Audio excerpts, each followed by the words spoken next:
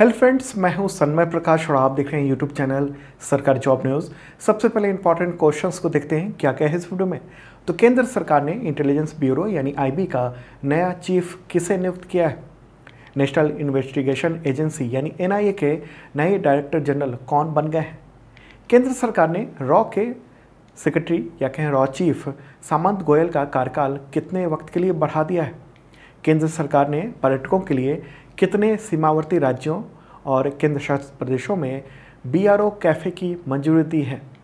Prime minister Narendra Modi ने chess olympiad की torch को लॉन्च किया है। तो ये ओलंपियाड कहाँ पर होगा और ये टॉर्च रिले भारत के कितने शहरों में होगी। भारत में पहली बार किस ग्रुप के कोरल की 4 नई प्रजातियां पाई गई हैं। किस देश में आयोजित G7 समिट में प्राइम मिनिस्टर नरेंद्र मोदी शामिल होने जा रहे हैं। इसके अलावा भी कई और क्वेश्चन है, सब पर चर्चा होगी। और दोस्तों लाइक बटन जरूर दबाना और शेयर कर दीजिए तमाम मित्रों को ज़रूर। चलिए शुरू करते हैं और पहला क्वेश्चन बहुत महत्वपूर्ण है। नेशनल इन्वेस्टिगेशन एजेंसी यानी एनआईए का नया महानिदेशक यानी डायरेक्टर जनरल किसे नियुक्त किया गया है। इसका आंसर होगा दिनकर गुप्ता। न्यूज़ आप देख रहे हैं, द हिंदू ने प्रमुखता से प्रकाशित किया है इसे और फोटोग्राफ ये रहा दिनकर गुप्ता का। तो 23 जून को केंद्र सरकार ने इनको महानिदेशक नियुक्त कर दिया है और 31 मार्च 2024 तक वो इस पद पर अपनी सेवा देंगे। ओके, दिनकर गुप्ता पंजाब कैडर के 1987 बैच के आईपीएस अधिकारी हैं और पंजाब में डीजीपी भी रह चुके हैं। ओके, अब बात कर लेते हैं एनआईए के बारे में, नेशनल इन्वेस्टिगेशन एजेंसी। देखिए, ये भारत की प्राथमिक आतंकवाद विरोधी टास्क फोर्स है। इन्वेस्टिगेशन करना काम है इसका, जो भी अगर भारत की सुरक्षा पर खतरा है तो उन सब मामलों की जांच करना। इस एजेंसी को राज्यों की विशेष अनुमति की ज़रूरत नहीं होती है। अनुमति के बिना ही आतंकवाद से संबंधित अपराधों के जांच का अधिकार है और ये एजेंसी गृह मंत्रालय के अंतर्गत आती है। कब इस एजेंसी का गठन किया गया था एनआईए का, तो 2009 में। ओके, किस मंत्रालय के अंतर्गत आता है? गृह मंत्रालय। ठीक है, मैंने बताया। चलिए आगे बढ़ते हैं। अगला क्वेश्चन है और ये भी महत्वपूर्ण है, खुफिया एजेंसी। क्वेश्चन होगा केंद्र सरकार ने इंटेलिजेंस ब्यूरो यानी आईबी का नया चीफ किसे नियुक्त किया है। आईबी का नया डायरेक्टर। आंसर होगा तपन कुमार डेका। ओके, न्यूज़ आप देख रहे हैं, द हिंदू ने प्रकाशित किया इसे। केंद्रीय कैबिनेट की जो नियुक्ति समिति है यानी प्राइम मिनिस्टर नरेंद्र मोदी की जो कैबिनेट है उसकी नियुक्ति समिति, उसी ने तपन कुमार डेका को इंटेलिजेंस ब्यूरो के नए डायरेक्टर के रूप में नियुक्ति को मंजूरी दी है और ये रहा फोटोग्राफ इनका। ये हिमाचल प्रदेश कैडर के 1988 बैच के आईपीएस अधिकारी हैं और ये किनकी जगह लेंगे? तो अरविंद कुमार की जगह लेंगे, जिनका कार्यकाल 30 जून को समाप्त हो रहा है, विस्तारित कार्यकाल। तो अब तपन कुमार डेका अगले 2 साल तक इस पद पर रहेंगे, आईबी के चीफ रहेंगे। इससे पहले ये आईबी में ही, इंटेलिजेंस ब्यूरो में ही स्पेशल डायरेक्टर थे और अब डायरेक्टर बन रहे हैं। मूल रूप से असम के रहने वाले हैं। तो अब इंटेलिजेंस ब्यूरो और उसके चीफ जो होते हैं उनकी जिम्मेदारियों, उनके काम के बारे में समझ लेते हैं। तो इंटेलिजेंस ब्यूरो हमारे देश की एक खुफिया एजेंसी है और ये देश के आंतरिक मामलों यानी इंटरनल अफेयर्स पर नज़र रखती है और ये एक तरह से देश की आंतरिक सुरक्षा करने वाली एक प्रमुख एजेंसी है। ओके, खुफिया तौर पर बात हो रही है। इसका मुख्य काम है देश के अंदर इंटेलिजेंस डिटेल जुटाना और देश की सुरक्षा को सुनिश्चित रखना। स्थापना कब हुई थी? 1887 में, अंग्रेजों के समय में। मुख्यालय कहाँ है? न्यू दिल्ली में। किस मंत्रालय के अंतर्गत आता है ये?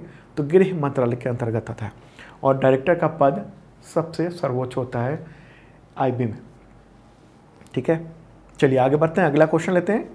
केंद्र सरकार ने रॉ यानी R&AW, तो उसके चीफ सामंत गोयल का कार्यकाल कितना बढ़ा दिया है, कब तक के लिए बढ़ा दिया है? आंसर होगा 1 वर्ष और न्यूज़ ये रहा द हिंदू में। ओके, R&AW यानी रॉ का फुल फॉर्म क्या होता है? Research and analysis wing. ये विदेशों में काम करता है, विदेशों में खुफिया जानकारी इकट्ठा करने वाली ये एजेंसी है और इसके चीफ को कहते हैं सेक्रेटरी। ठीक है, तो रॉ के चीफ है सामंत गोयल और वो 1984 बैच के पंजाब कैडर के आईपीएस अधिकारी हैं और कार्यकाल उनका जो विस्तारित कार्यकाल था वो जून 2022 में समाप्त हो रहा था। लेकिन अब चूंकि 1 साल का विस्तार दिया गया है तो अब 30 जून 2023 यानी अगले साल वो रिटायर होंगे। उनका अगले साल तक वो इस पद पर बने रहेंगे। ओके, पिछले साल भी 1 साल के लिए उनका कार्यकाल बढ़ाया गया था। ठीक है, तो रॉ और ये खुफिया एजेंसी है, बहुत सारी बातें खुफिया ही है। इसके स्थापना कब हुई थी? 1968 में। मुख्यालय कहाँ है? नई दिल्ली में। और किस मंत्री के अंतर्गत आता है रॉ? तो सीधे प्रधानमंत्री के अंतर्गत आता है। और ये रहा फोटोग्राफ सामंत गोयल का, जो चीफ हैं इसके। ठीक है, चलिए आगे बढ़ते हैं, अगला क्वेश्चन लेते हैं। जम्मू कश्मीर किस अंतर्राष्ट्रीय समूह की बैठक की मेजबानी करेगा?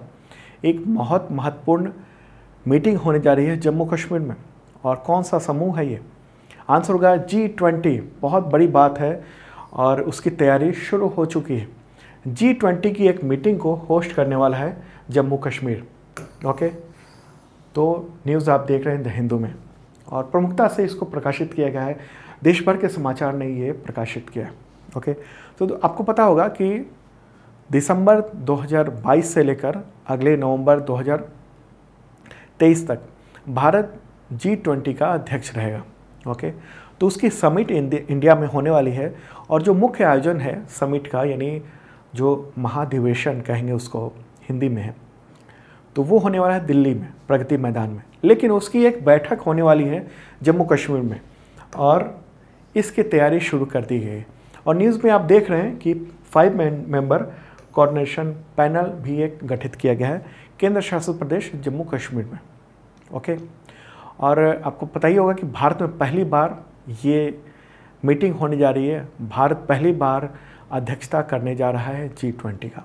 ओके, तो जैसे मैंने पहले बताया कि ये मुख्य आयोजन जो समिट होने वाला है वो दिल्ली के प्रगति मैदान में होना है, और इंडिया ट्रेड प्रमोशन ऑर्गेनाइजेशन इसके लिए वर्ल्ड क्लास इंटीग्रेटेड एग्जीबिशन कम कन्वेंशन सेंटर, उसकी स्थापना के लिए काम कर रहा है वहाँ पर प्रगति मैदान में। और वहीं पर दिल्ली में ही G20 का शिखर सम्मेलन होगा। तो जम्मू कश्मीर में क्या होगा? जम्मू कश्मीर में उसकी एक बैठक होगी, मीटिंग होगी। ओके, मीटिंग की मेजबानी जम्मू कश्मीर करेगा, और ये बहुत ही महत्वपूर्ण है। ओके, क्यों महत्वपूर्ण है? क्योंकि धारा 370 के प्रावधान हटने के बाद ये ऐसा पहली बार होने जा रहा है जब एक अंतर्राष्ट्रीय संगठन की एक मीटिंग होने जा रही है। ओके, तो ये बहुत बड़ी बात ये मानी जा रही है जम्मू कश्मीर में। और केंद्र सरकार का ये जो फैसला है कि वहाँ एक मीटिंग करेंगे, ये एक तरह से अंतर्राष्ट्रीय तौर पर इसका मैसेज देने की कोशिश है कि जम्मू कश्मीर को लेकर जो हमारी बात है वो पुख्ता है। ओके, और कोई देश इसमें दखल ना दे।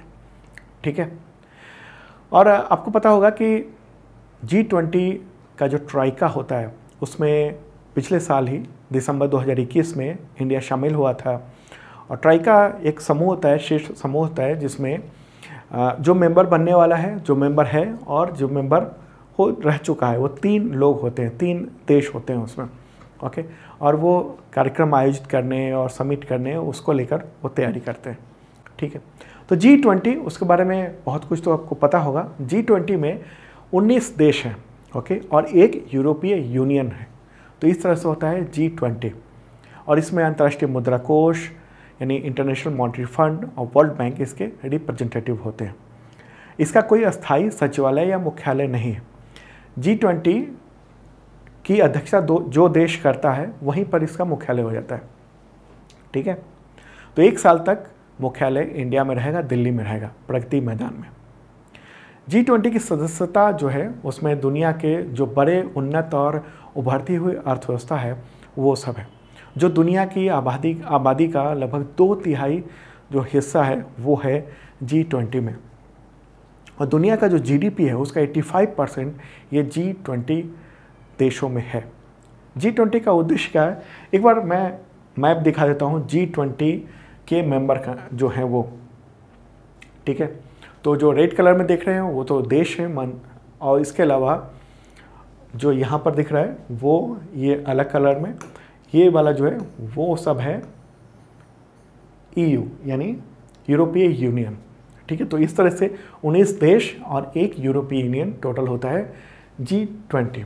तो अब G20 के मेंबर कंट्री उन सब का नाम ले लेते हैं, कौन कौन से हैं। तो India, Argentina, Germany, Indonesia, Italy, Japan, Korea गणराज्य, मैक्सिको, रूस, सऊदी अरब, दक्षिण अफ्रीका, तुर्की, ऑस्ट्रेलिया, ब्राज़ील, कनाडा, चीन, फ्रांस, यूनाइटेड किंगडम, USA और यूरोपीय संघ।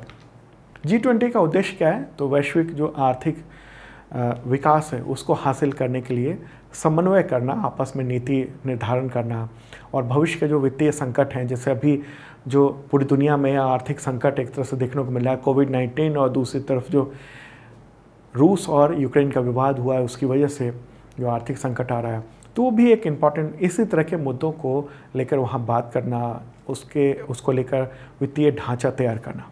क्लियर होगी बात? चलिए अब आगे बढ़ते हैं, अगला क्वेश्चन लेते हैं, और ये इम्पॉर्टेंट है क्वेश्चन। रक्षा मंत्रालय यानी डिफेंस मिनिस्ट्री ने कितने राज्यों और केंद्र शासित प्रदेशों में BRO कैफ़े को स्थापित करने की मंजूरी दी है? बॉर्डर रोड ऑर्गेनाइजेशन का कैफ़े होगा। इसका आंसर होगा 12 बॉर्डर रोड ऑर्गेनाइजेशन के द्वारा 12 कैफ़े खोले जाएंगे। और किसके लिए खोले जाएंगे? तो पर्यटकों के लिए खोले जाएंगे। ओके, अभी हाल ही में रक्षा मंत्रालय ने इसकी मंजूरी दी है। द हिंदू में की न्यूज़ आप देख रहे हैं। तो बॉर्डर रोड ऑर्गेनाइजेशन जो है वो भारत की अंतर्राष्ट्रीय सीमा के पास जो मौजूद है सड़कें, उसका निर्माण करता है, उसकी देखभाल करता है, जो अंतर्राष्ट्रीय सीमा है उसके आसपास की। तो वहाँ पर करीब 75 स्थानों पर 75 लोकेशंस पर BRO कैफ़े स्थापित किए जाएंगे 12 राज्यों और केंद्र शासित प्रदेशों में। उद्देश्य क्या है इसका? तो पर्यटकों को बेसिक सुविधाएं प्रदान करना। इसके अलावा सीमावर्ती जो इलाके हैं जहां सन्नाटा होता है, सड़कें हैं तो बनी हुई है, तो वहां कुछ आर्थिक गतिविधि बने, पर्यटन ही बढ़े, ओके, लोगों का आना जाना हो, तो उससे बेहतर रहता है, एक्टिविटी बेहतर रहती है और सुरक्षा भी बेहतर होती है सीमा की। ठीक है, तो BRO कैफ़े को लेकर समझौता भी होने जा रहा है राज्यों के साथ, और जो वहाँ पर कैफ़े खोले जाएंगे, जो उसको ऑपरेट करेंगे, उसके साथ 15 वर्षों का होगा ये कॉन्ट्रैक्ट। ओके, 5 साल और बढ़ाया जा सकता है।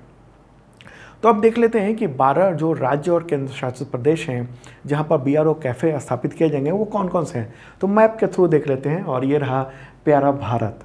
ओके, और अब देखते हैं सबसे पहले तो यहाँ है अरुणाचल प्रदेश, वहाँ पर होगा, और ये लिस्ट भी आप देख रहे हैं। ओके, एक तो अरुणाचल प्रदेश ये रहा, यहाँ पर है नागालैंड।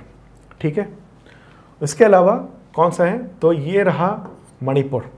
ठीक है, इसके बाद जो स्थान आता है वो है असम का, और फिर स्थान है सिक्किम का, यहाँ पर ये रहा सिक्किम। फिर बात होगी कहाँ की? तो वो है पश्चिम बंगाल और उत्तराखंड। क्लियर होगी बात? इसके अलावा क्या है? तो ये है हिमाचल प्रदेश, और अगला कौन सा है? तो कश्मीर, जम्मू कश्मीर, फिर लद्दाख, इसके अलावा पंजाब और राजस्थान। तो इतने टोटल 12 राज्यों में और केंद्र शासित प्रदेशों में ये BRO कैफ़े खोले जाने की योजना है। मैप के थ्रू मुझे लगता है कि आप समझ चुके होंगे, और ख़ास तौर पर आप देखेंगे इस मैप को तो ध्यान कहाँ दिया गया है? पाकिस्तान और चाइना पर ध्यान रखा गया है। ओके, ख़ास तौर पे, और इसके अलावा म्यांमार पर ध्यान रखा गया। क्यों? चीन से हमारा तो टकराव रहता ही है, अक्सर पाकिस्तान से भी टकराव रहता है, और म्यांमार जो है वो ज़रूरी है क्योंकि उस जगह पर कुछ जो आतंकवादी घटनाएं होती हैं, यानी जो उग्रवाद वगैरह है इस इलाके में, वो उग्रवादी यहाँ पर रहते हैं और फिर यहाँ चले जाते हैं और एक्टिविटीज़ करते हैं। हालांकि अभी तो कुछ वर्षों से उग्रवादी यहाँ पर शांत हैं। तो उन सब को देखते हुए हमने देखा कि ये 3 तरफ से कोशिश की जा रही है कि हम सिक्योर रहें, और जो भी वहाँ पर आसपास जो सड़कें हैं उन जगहों पर वो सेफ रहें। तो उद्देश्य क्या है इसका? तो उद्देश्य 2 हो गए। एक तो सीमा की सुरक्षा भी हो जाएगी, जो बॉर्डर रोड ऑर्गेनाइजेशन ने इतनी महंगी सड़कें बनाई है वहाँ पर पर्यटन भी हो सकेगा।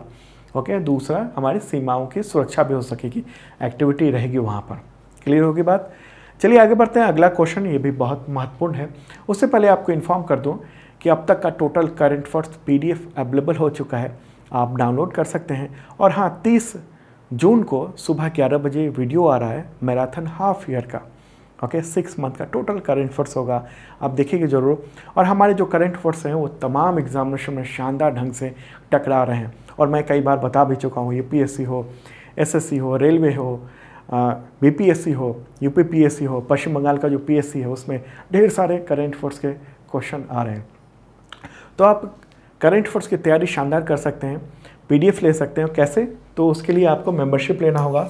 1 ईयर का मेंबरशिप है, इसके थ्रू आपको मिलता है करंट अफेयर्स का PDF every week, every month, trimonthly, half yearly, yearly, और पिछले सालों को भी करंट अफेयर्स के पीडीएफ का एक्सेस मिल जाता है आपको। इसके अलावा वीकली मॉक टेस्ट होता है एवरी संडे को करंट अफेयर्स का, ताकि आप जांच कर सकें कि कैसा है आपका करंट अफेयर्स का knowledge. Exam based monthly test series भी आयोजित किया जाता है एवरी मंथ को, और इसमें करंट अफेयर्स के अलावा भी तमाम सब्जेक्ट्स होते हैं अलग अलग एग्जामिनेशंस के। और 40% डिस्काउंट है बुक्स पे, और फ्री शिपिंग भी है। हाफ ईयरली बुक आपको जुलाई फर्स्ट वीक में मिल जाएगी, तो मेंबरशिप ले सकते हैं, डिस्क्रिप्शन चेक कर लेना। अगला क्वेश्चन लेते हैं। प्राइम मिनिस्टर नरेंद्र मोदी ने 44वें फिडे चेस ओलंपियाड 2022 की उसकी जो टॉर्च रिले है उसको लॉन्च किया। तो ये ओलंपियाड कहाँ पर आयोजित होगा, किस जगह पर? आंसर का चेन्नई में ये आयोजित होगा। ओके, और ये जो टॉर्च रिले किया गया है वो कहाँ पर हुआ है? शुरुआत इसकी प्राइम मिनिस्टर ने की तो वो दिल्ली में की है। दिल्ली में कहाँ? इंदिरा गांधी इंटरनेशनल स्टेडियम में। फोटोग्राफ देख रहे हैं आप। टॉर्च ये दे रहे हैं किसे? विश्वनाथन आनंद को, ग्रैंड मास्टर। तो अभी हाल ही में दिल्ली में आयोजन किया गया है, और जो मुख्य आयोजन होना है वो चेन्नई में होना है। कब आयोजन होगा ये चेस ओलंपियाड का? तो 28 जुलाई से 10 अगस्त तक चेन्नई में आयोजित किया जाएगा, और भारत को पहली बार मेजबानी मिली है। बहुत ही इंपॉर्टेंट बात है। चलिए आगे बढ़ते हैं, इसी से रिलेटेड क्वेश्चन लेते हैं और डिटेल बताएंगे आपको। क्वेश्चन होगा 44वें फिडे चेस ओलंपियाड 2022 की टॉर्च रिले भारत के कितने शहरों में यात्रा करेगी? आंसर होगा 75। तो 75 शहरों में ये टॉर्च रिले होगी। और ये आप देख रहे हैं कि फिडे के जो चीफ हैं वो प्राइम मिनिस्टर नरेंद्र मोदी को ये टॉर्च दे रहे हैं, और फिर प्राइम मिनिस्टर नरेंद्र मोदी ने, आप देखेंगे कि इन्होंने उठाया हाथ में, और अब विश्वनाथन आनंद को देंगे, और विश्वनाथन आनंद इसे लेकर फिर आगे बढ़ेंगे, और ये 75 शहरों में भारत के वहाँ पर टॉर्च रिले होगा। और आपको बताऊं कि पहली बार है जब इंटरनेशनल चेस फेडरेशन यानी फिडे ने शतरंज ओलंपियाड की टॉर्च की स्थापना की है, पहली बार। ऐसा केवल पहले ओलंपिक में ही किया जाता था, लेकिन अब चेस ओलंपियाड में भी ये किया जाएगा लगातार। ठीक है, शुरुआत इंडिया से हो गई है। तो भारत जो है वो चेस ओलंपियाड टॉर्च रिले वाला पहला देश बन गया, ये भी इम्पॉर्टेंट बात है। और चेस ओलंपियाड के लिए टॉर्च रिले अब हमेशा भारत से ही शुरू होगी। ये ऐलान किया गया है प्राइम मिनिस्टर नरेंद्र मोदी की उपस्थिति में, कि चाहे वो चेस ओलंपियाड किसी भी देश में हो, शुरुआत उसकी इंडिया से होगी, और फिर तमाम देशों में वो टॉर्च घूमते हुए उस मेज़बान देश तक पहुंचेगी। ओके, हालांकि 2022 में जो टॉर्च है, टॉर्च का रिले केवल भारत के शहरों में ही होगा, और वो होगा टोटल 75 शहरों में। कई सारे शहर हैं, आप समझ लीजिए कि देश के लगभग तमाम जो बड़े शहर हैं उन सब में ये टॉर्च रिले होगी। ओके, और चेन्नई के पास महाबलीपुरम तक ये टॉर्च पहुंचेगी 40 दिनों की अवधि में। ओके, तो लेह, श्रीनगर, जयपुर, सूरत, बम्बई, भोपाल, पटना, कोलकाता, गंगटोक, हैदराबाद, बेंगलुरु, पोर्ट ब्लेयर, कन्याकुमारी सहित 75 ये शहर हैं। ये जो चेस ओलंपियाड है उसमें 200 देशों के 2000 से अधिक शतरंज खिलाड़ी हिस्सा ले रहे हैं। ये समझ लीजिए कि बहुत बड़ा आयोजन होने जा रहा है, और 1927 से आयोजित है ये चेस ओलंपियाड, और उसकी मेज़बानी भारत को पहली बार मिली है, और एशिया में किसी देश को 30 साल बाद ये मेज़बानी मिली है। ठीक है, तो चेस ओलंपियाड ये शतरंज ओलंपियाड है, और हर 2 साल पर ये शतरंज टूर्नामेंट आयोजित किया जाता है, और ये फिडे आयोजित करवाता है। अगला क्वेश्चन लेते हैं। महिला क्रिकेटर रुमेलीधर ने अंतर्राष्ट्रीय क्रिकेट के किन प्रारूपों से संन्यास लेने की घोषणा की? आंसर होगा सभी प्रारूप। कौन कौन से? 1 दिवसीय, T20 और टेस्ट। ओके, तो सभी प्रारूप से उन्होंने संन्यास लेने की घोषणा की है। और इंडियन जो वुमेन क्रिकेट टीम है उसकी वो पूर्व कप्तान हैं मतलब कप्तान रह चुके हैं। और 22 जून को उन्होंने ऐलान कर दिया कि अंतर्राष्ट्रीय क्रिकेट से वो संन्यास ले रही हैं सभी तरह के। न्यूज़ आप देख रहे हैं और फोटोग्राफ ये रहा उनका। कितनी एज है उनकी? 38 ईयर। कोलकाता में जन्म हुआ था। दाएं हाथ की बल्लेबाज और मध्यम तेज गेंदबाज हैं। टीम इंडिया के लिए उन्होंने 2003 में डेब्यू किया था। ठीक है, 78 महिला वनडे खेले उन्होंने, उसमें 961 रन बनाए, 63 विकेट लिए उन्होंने, 4 टेस्ट मैच खेले उन्होंने, एक अर्धशतक बनाया, साथ में 236 रन बनाए हैं। टेस्ट में 8 विकेट भी लिए हैं। 18 T20 मैचों में उन्होंने खेला है और 131 रन बनाए, 13 विकेट लिए उन्होंने। ओके, और 2005 से 2018 तक इंटरनेशनल मैच वो खेलती रही हैं। चलिए आगे बढ़ते हैं, अगला क्वेश्चन लेते हैं और ये भी इम्पॉर्टेंट है। भारत में पहली बार किस ग्रुप के कोरल यानी मूंगा उसकी 4 नई प्रजाति पाई गई है? आंसर क्या होगा? एक्सोसेंथेलेट। ओके, ये नाम है इसका। और ये चारों जो कोरल है वो नई तरह की पाई गई है वहाँ पर। और डिटेल जानते हैं अगले क्वेश्चन के माध्यम से। तो ये जो नया ग्रुप है, तो उस ग्रुप की जो कोरल की 4 नई प्रजाति वो भारत में पहली बार किस जल क्षेत्र में पाई गई है? कहाँ पर, किस जल क्षेत्र में? आंसर होगा अंडमान निकोबार द्वीप समूह में। और न्यूज़ आप देख रहे हैं। ओके, भारत में कोरल जो रीफ है वो ज़्यादातर अंडमान निकोबार द्वीप समूह में वहाँ पर समृद्ध रूप से मौजूद है। लेकिन ऐसा पहली बार है जब भारतीय जल क्षेत्र में एक्सोसेंथेलेट जो ग्रुप का जो कोरल है उसकी 4 नई प्रजाति पाई गई। और ये प्रजातियाँ अंडमान निकोबार द्वीप समूह के वहीं बहुत मतलब पानी के काफ़ी नीचे हों। किसने खोज की है? तो जूलॉजिकल सर्वे ऑफ इंडिया के वैज्ञानिक हैं तमाल मंडल और चिल्ला दुराई रघुनाथन। तो उन्होंने एक खोज की है और ये खोज एक रिसर्च पेपर में भी प्रकाशित हुई है। तो कौन कौन सी वो प्रजातियां हैं, चारों प्रजातियों को देख लेते हैं। तो ये सब प्रजातियां हैं चारों, आप देख रहे हैं। उच्चारण थोड़ा कठिन है इसका, जैसे ट्रंकेटोफ्लेबेलम क्रैसम। ओके, दूसरा है ट्रंकेटोफ्लेबेलम इनक्रस्टेटम। तीसरा है ट्रंकेटोफ्लेबेलम एक्यूलेटम। और चौथा है इरेगुलरे। तो ये चारों नई प्रजातियां पाई गई हैं और इसके बारे में खासकर द हिंदू ने अच्छे खासे ढंग से प्रकाशित किया है। ठीक है, और ये रहा उसका फोटोग्राफ। कोरल क्या होता है? कोरल उसको मूंगा भी कह सकते हैं, मिर्जान भी कह सकते हैं आप। ये एक प्रकार का नन्हा समुद्री जीव है जो लाखों करोड़ों की संख्या में एक समूह में रहता है। और इस जीव में रीढ़ की हड्डी नहीं होती है, जीव तो होते हैं वो। ओके, तो ये इम्पॉर्टेंट बात आपने जाना। चलिए आगे बढ़ते हैं, अगला क्वेश्चन लेते हैं। और हाँ, ये जो भी मैं बता रहा हूँ सब टोटल नोट्स जो है ना PDF में अवेलेबल है। इस वीडियो के डिस्क्रिप्शन में फ्री में PDF डेली का होता है, आप देख सकते हो, डाउनलोड कर सकते हो। अगला क्वेश्चन लेते हैं। प्राइम मिनिस्टर नरेंद्र मोदी किस देश में आयोजित होने वाली G7 समिट 2022 में शामिल होंगे? आंसर होगा जर्मनी। तो ये जर्मनी में आयोजित होना है G7 समिट। कब से कब तक?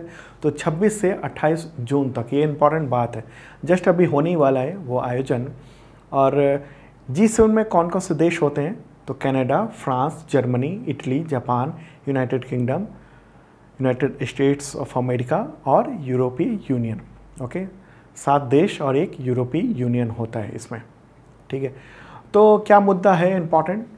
कई सारे मुद्दे हैं, पर्यावरण, ऊर्जा, जलवायु, खाद्य सुरक्षा, स्वास्थ्य, लैंगिक समानता, लोकतंत्र, ये सब मामले हैं जिस पर वहाँ चर्चा होने वाली है। ओके, और G7 समिट में रूस को लेकर भारत पर एक तरह से दबाव डालने की भी कोशिश हो सकती है, ऐसा न्यूज़पेपर्स का कहना है। ठीक है, तो एक इम्पॉर्टेंट बात है G7 का मतलब क्या हुआ? अच्छा हाँ, न्यूज़ भी आप देख रहे हैं। G7 का मतलब है ग्रुप ऑफ 7 इंडस्ट्रियलाइज्ड नेशंस। इसका गठन कब हुआ था? 1975 में। ओके, वैसे तो इसमें जो G7 है वहाँ पर 7 देश और एक यूरोपीय यूनियन है, लेकिन उसमें गेस्ट के तौर पर भारत को पिछले कुछ सालों से बुलाया जाता रहा है। तो एक प्रतिष्ठा की बात होती है भारत के लिए। G7 का गठन कब हुआ था? 1975 में। हालांकि उस वक्त ये G6 था। France, Germany, Italy, Japan, United kingdom और USA हुआ करते थे इसमें। बाद में कनाडा ने ज्वाइन किया, तब ये G7 बन गया था। और 1997 में रूस ने भी ज्वाइन कर लिया, तब ये G8 बन गया था। ओके, आप समझ रहे हैं, शुरुआत हुई थी G6 से, फिर G7 बना, फिर G8 बन गया रूस के ज्वाइन करने के बाद। लेकिन 2014 में जब रूस ने यूक्रेन के एक इलाका है क्रीमिया, उस पर कब्जा कर लिया, तब रूस को इस संगठन से निकाल दिया गया, ग्रुप से, और फिर ये G7 बन गया। ठीक है, तो G7। तो अब जो मीटिंग होगी उसमें क्या होता है, प्राइम मिनिस्टर नरेंद्र मोदी क्या बोलेंगे, ये सब आपको बताएंगे। चलिए आगे बढ़ते हैं, अगला क्वेश्चन लेते हैं। नेशनल स्मॉल इंडस्ट्रीज कॉरपोरेशन यानी NSIC, उसके नए चेयरमैन और प्रबंध निदेशक यानी CMD कौन बन गए हैं? आंसर होगा P उदय कुमार। ओके, तो उनको जिम्मेदारी दी गई है अब। और NSIC क्या है? ये पूरे देश में सूक्ष्म, लघु और मध्यम आकार के जो व्यवसाय हैं MSME, तो उसको डेवलपमेंट में सहयोग, प्रोत्साहन वगैरह देता है। और ये सूक्ष्म, लघु और मध्यम उद्योग जो मंत्रालय है उसके अंतर्गत ये काम करता है। ठीक है, इसके अलावा भी कुछ और क्वेश्चन है और टॉपिक है, उस पर कल के करंट अफेयर्स में आपको बताएंगे सुबह 7 बजे। अब डेली हमारी कोशिश है कि सुबह 7 बजे आपको करंट अफेयर्स मिल जाए। जैसे ब्रिक्स समिट हुआ है, उस पर मैं कल आपको बताऊंगा कंटेंट। तो दोस्तों, ये था इंपॉर्टेंट करंट अफेयर्स। कैसा लगा कमेंट बॉक्स में आप बता सकते हैं। और जिन लोगों ने सब्सक्राइब नहीं किया ज़रूर कर लें, बेल आइकन जरूर दबा देना ताकि नोटिफिकेशन आपको वक्त पे मिल सके। और सुबह 7 बजे हम लोग मिलेंगे कल फिर से। ओके, और हाँ, आप ऐप भी डाउनलोड कर सकते हैं सरकारी जॉब न्यूज़ का। गूगल प्ले पर जाइए, सरकारी जॉब न्यूज़ सर्च करें और ये लोगो दिखाई देगा और आप डाउनलोड कर लेना। इसके थ्रू करंट अफेयर्स की शानदार तैयारी आप कर सकते हैं। हर तरह की एग्जामिनेशंस की यहाँ पर करंट अफेयर्स एक्सपर्ट आपके लिए मौजूद हैं। अब मिलते हैं कल सुबह 7 बजे।